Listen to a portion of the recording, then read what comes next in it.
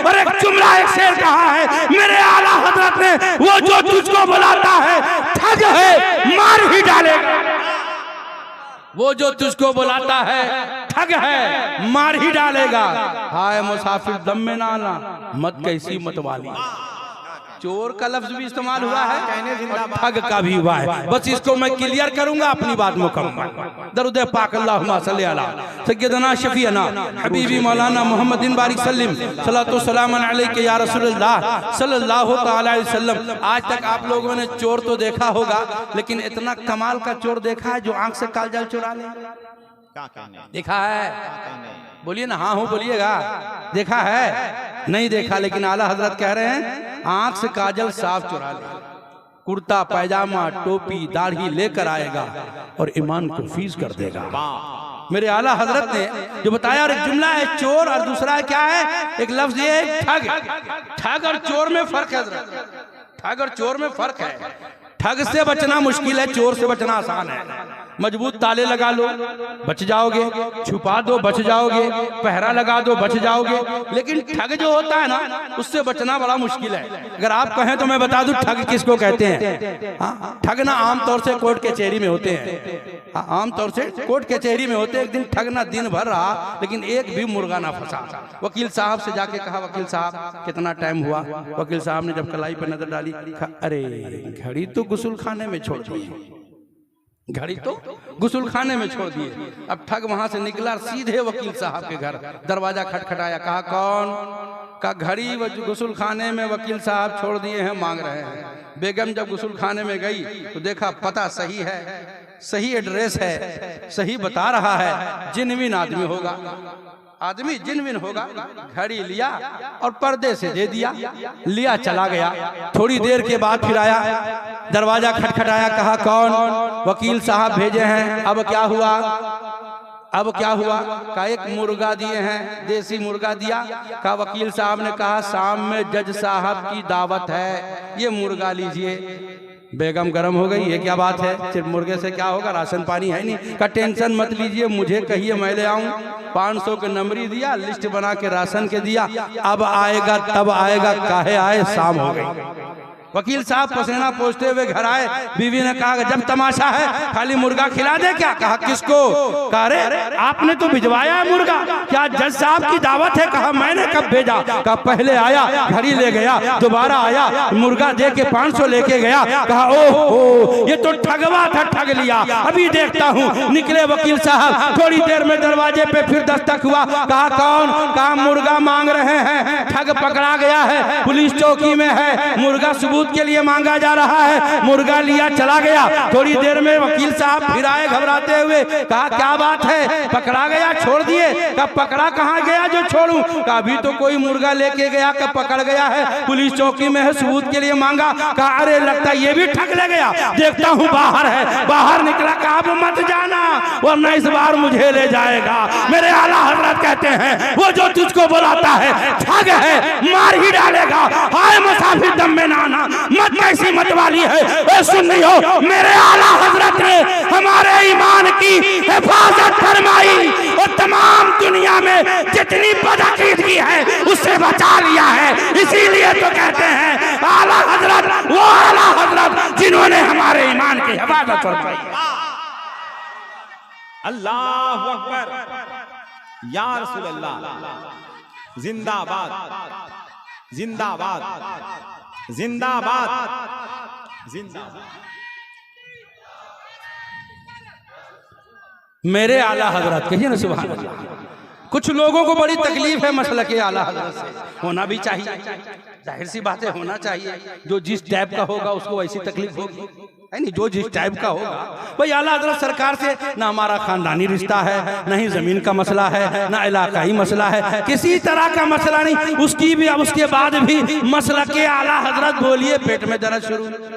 मुस्तफा जाने रहमत नहीं पढ़ना चाहिए, ये जायज नहीं है, वो नाजायज है, अकल का पैदल तू पहले जायज है कि नहीं है? ये तो पहले क्लियर करना कि तू जायज है कि नहीं है, नाजायज का फतवा लगाया जा रहा है। अरे मेरे आला हजरत ने हमारे ईमान की हिफाजत की है। खुदा की कसम, जब दुनिया में हर तरफ कुफ्र और शिर्क का बाजार गर्म था और मज़ारात पे जाना शिर्क और बिदअत का फतवा लगाया जा रहा था, हम पर न जाने क्या क्या इल्जामात थे, कब्रों की हाजिरी हम पे रोका जा रहा था, मेरे आला हजरत ने ऐसे मौके से हमें ईमान की हिफाजत करते हुए कह दिया, लोगों इधर उधर मत जाना वरना ईमान बर्बाद हो जाएगा। जब कुरान का तर्जमा लोगों ने किया और तर्जमा ये किया, माज़ल्ला नबी के बारे कहा आप भटके हुए थे, राह दे दी, मेरे आला हजरत ने कहा उसको मत पढ़ना, अहमद रजा तेरे ईमान की हिफाजत करता है, और कंजुल ईमान दिया और कहा मुस्तफा रब की मोहब्बत में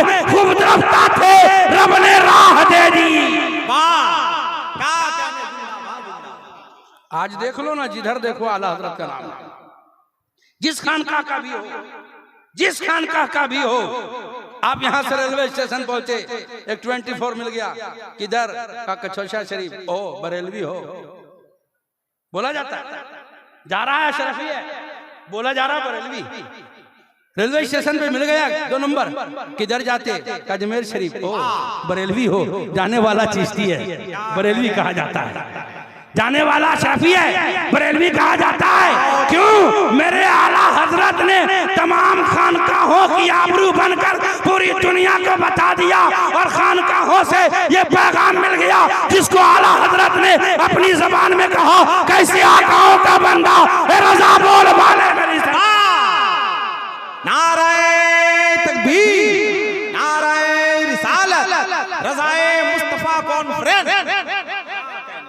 मुस्तफा की रजा का नाम इमाम अहमद रजा, मुस्तफा की रजा का नाम इमाम अहमद रजा है, हमारे ईमान की हिफाजत का नाम इमाम अहमद रजा है।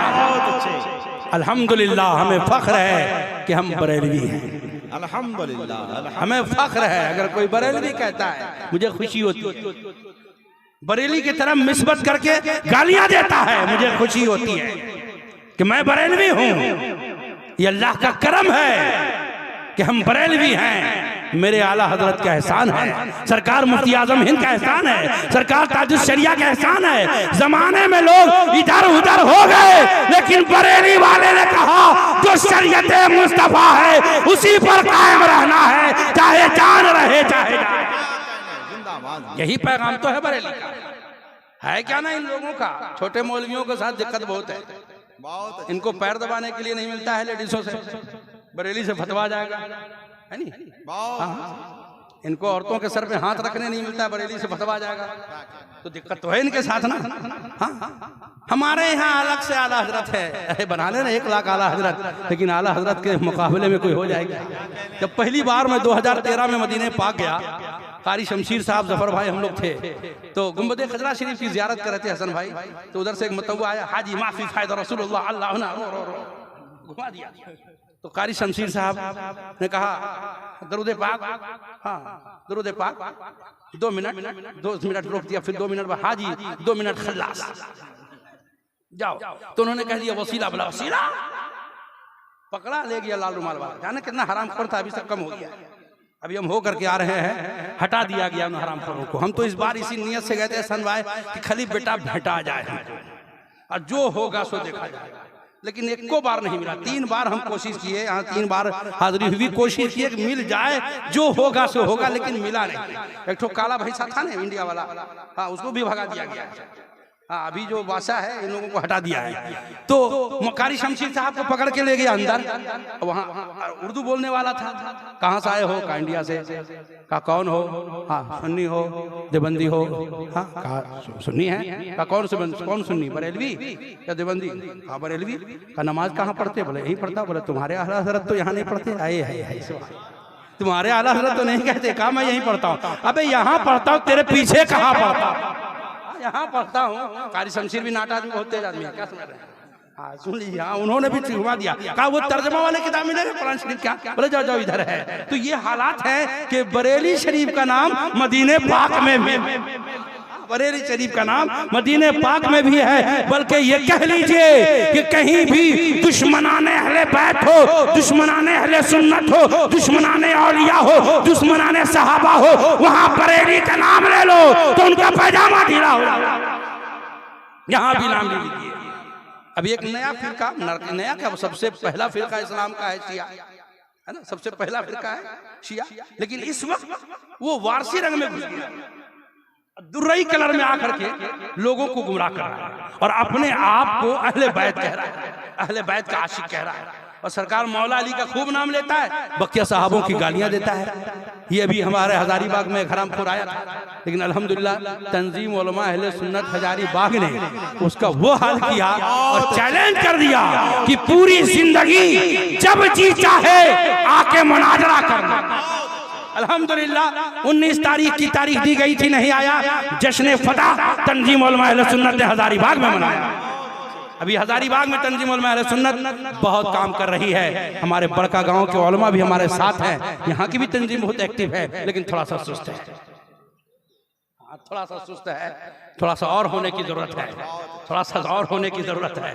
तकलीफ मत मानिए, होने की जरूरत है, इस वक्त जरूरत है। अल्हम्दुलिल्लाह आप लोगों ने जो हजारीबाग वालों ने नहीं किया वो काम आपने आज कर दिखाया कि ताजुश शरिया के शहजादे को आप अपने इलाके में बुला लिए। ये काबिले दाद और फख्र की बात है, इसमें कोई शक नहीं है। लेकिन हाँ, हम आपके साथ हैं, हम आपके साथ हैं और रहेंगे इंशाअल्लाह ताला। आप कभी ना घबराएं, जब जरूरत पड़े किसी भी तरह का मामला हो, तंजीम उलमा अहले सुन्नत हजारीबाग आपके शाना बचाना है। जब भी मामला आ जाए, किसी तरह के फिक्र बातला से मुकाबले की बात आए, जिस तरह का भी मामला हो, हम आपके साथ हैं इंशाअल्लाह ताला। और डट के काम कीजिए, अहले सुन्नत वल जमात का सच्चा सिपाही बनाइए। आपसे मेरी गुजारिश है, अपनी औलादों को दीन सिखाइए, सबसे अहम चीज है। अभी जो हालात हैं, हमारी बेटियां गैरों के साथ जा रही हैं। प्लानिंग में ये पास किया जा रहा है, एक मुस्लिम बच्ची को लूज कैरेक्टर कर दो, 2.5 लाख रुपए दिए जाएंगे, उसके बाद रेसिडेंशियल के लिए 6 माह दिया जाएगा। ये सिस्टम अल्हम्दुलिल्लाह हजारीबाग में अभी तंजीम उलमा अहले सुन्नत के मातहत 2 तंजीमें चलती हैं, अजहरी एकेडमी, नूरी एकेडमी। इनके नौजवानों ने भी 10 दिन से पूरे शहर में उन क्लबों का, उन पार्कों का और उन इलाकों का जायजा लिया है। तो हर रोज 2, 3, 4 बच्चियां गैरों के साथ पकड़ी जा रही हैं, जिनको घर तक पहुंचाकर तौबा तिल्ला करवाया जाए। जरूरत है अपने बच्चियों को पढ़ाओ। अभी तो चला है मसला ना, मसला चला है, हाँ, बेटी पढ़ाओ बेटी बचाओ। गलत है, मैं कहता हूं दीन सिखाओ बेटी बचाओ, दीन सिखाओ बेटी बचाओ। वरना तुम इस चक्कर में हो, मेरी बेटी एमए कर रही है, मेरी बेटी बीएड कर रही है, मेरी बेटी कॉलेज जा रही है, फाखर में हो, लेकिन चंद दिनों के बाद खबर मिलती है बेटी फरार हो गई। अफसोस के हाथ मलते रहो। इसलिए अगर तुझे शौक है बेटियों को पढ़ाने का, तो सबसे पहले कनीज़े फातिमा बनाओ, फातिमा ज़हरा की खादमा। जब हमारी बेटियां तैयबा ताहिरा की हयाते तैयबा पढ़ी रहेंगी तो कभी भी गैरों के साथ मुकाला नहीं करेंगे। और इसकी एक वजह यह भी है कि निकाह को हमने बड़ा मुश्किल कर दिया है, शादी को बड़ा भारी कर दिया है। यही वजह है कि ज़िना आम हो रहा है। शादियों को आसान करो और ज़िना को मुश्किल करो। ये आदत डालो, कहां से होगा? ये हमसे और आपसे होगा। जरूरत है तब्दीली का बड़े भाई। अगर आपकी बच्ची कॉलेज जाती है तो टाइम देखो जाने का, कभी कोशिश करो साथ में जाने का, अलग से जाने का, और निकलने का टाइम देखो। आपने एंड्रॉइड मोबाइल दे रखा है, जरूरत समझ लिया है, बगैर इसके काम नहीं चलता। मान लिया मैंने काम नहीं चलता, लेकिन रात के 12 बजे हमारे बेटे को, हमारी बेटी को एंड्रॉइड मोबाइल की क्या जरूरत है? रात में सोने से पहले अपने बच्चों के मोबाइल को कलेक्ट कर लो, ताकि रात में तेरे बच्चे तुम ख्वाबे गफलत में रहो और तेरे बच्चे नाजायज काम ना करते रहें। इन सारी चीजों पे जब नजर रखोगे तो इंशाअल्लाह तेरा घर जन्नत का नमूना बनता हुआ। अभी तो हम देखते हैं हम देखते हैं इमाम साहब 2 मिनट लेट क्यों हुआ, मौजिन साहब नाली साहब क्यों नहीं है, मस्जिद मदरसा कब्रिस्तान हमारा मुद्दा बना हुआ है, पूरी सियासत मुसलमानों की इसी पर हो रही है और हमारे नौजवान लड़के चर्च गांजा अफीम में डूबे हुए हैं, हमारी बहन बेटियां गैरों के साथ घूम रही हैं। बेदार हो, वो बेदार हो। इमाम साहब का 2 मिनट बाद में देखना, पहले देखो कि मेरे घर से बेटी निकली है, टाइम पर है कि नहीं है, इस पर नजर रखना। बहुत अच्छे। जिसकी जरूरत है उस पर काम किया जाए। कहाँ जा रहे हैं हम? मसलक के आला हज़रत के मानने वाले हम हैं, उनके चाहने वाले हैं। तारीख उठाकर देखो, एक भी बरेली की शहजादी अगर ऐसी दिखती हो जो बाहर निकली हो तो बताओ। ये तारीख बताया करबला की धरती से यहाँ तक कि सब कुछ दे देना लेकिन रसूल अल्लाह का दिया हुआ ईमान न जाए।